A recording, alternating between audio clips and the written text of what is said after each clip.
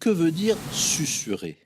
Facile, c'est l'un de ces mots dont on peut donner le sens rien qu'en parlant d'une certaine façon. Susurrer, c'est parler très bas.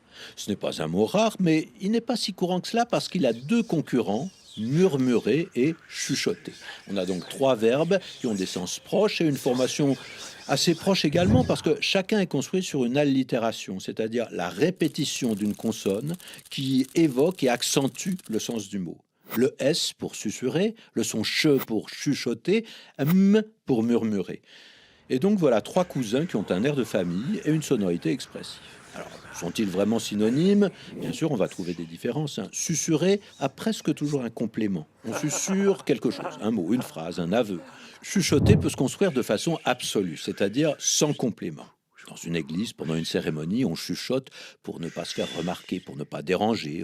On chuchote quand on ne veut pas être entendu de tout le monde, mais juste de ceux qui sont tout près. Et si l'on murmure alors? On parle toujours aussi doucement, mais pas forcément pour dire des secrets. On élève à peine la voix, mais parfois par timidité, par honte ou par faiblesse, hein. À la fin du film, le héros qui va mourir murmure l'endroit où il a caché le trésor et il est dans la mine dedans. Ce n'est pas qu'il ne veuille pas se faire entendre, mais il est sans force et ses derniers mots sortent avec son dernier souffle. Il murmure. Il ne chuchote pas, il ne susurre pas non plus. Et puis le murmure a souvent un sens figuré, le murmure d'une source, du vent, ou le grondement indistinct de ceux qui sont mécontents, mais osent à peine l'exprimer. Un murmure de désapprobation a soulevé la salle à la fin du discours.